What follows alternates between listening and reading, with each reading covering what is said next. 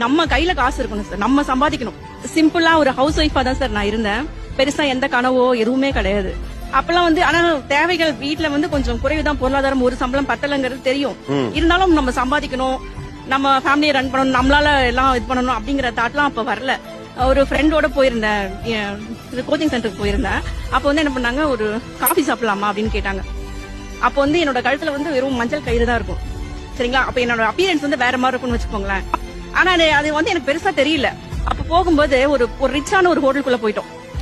ஒரு காஃபி வந்து 18 ரூபாய் அப்படின்னு போட்டிருந்தது. அந்த அவங்க வந்து என்னோட ஃப்ரெண்டு. இப்போ அவங்க கேக்குறாங்க, எங்க 18 ரூபான்னு போட்டிருக்கு, நான் குடிச்சிருவேன், நீங்க குடிப்பீங்களா? அதாவது என்கிட்ட இருக்கு, அந்த அளவுக்கு நான் இல்லாம இல்ல. ஆனா என்னோட வெளி தோற்றம் வந்து அவங்களுக்கு எப்படி காமிச்சதுன்னு தெரியல. நான் குடிப்பேன், நீங்க குடிப்பீங்களா? அப்ப தோணுச்சுங்க சார். அதாவது புருஷன் வந்து எத்தனை லட்சம் சம்பாதிச்சாலும் கோடி சம்பாதிச்சாலும்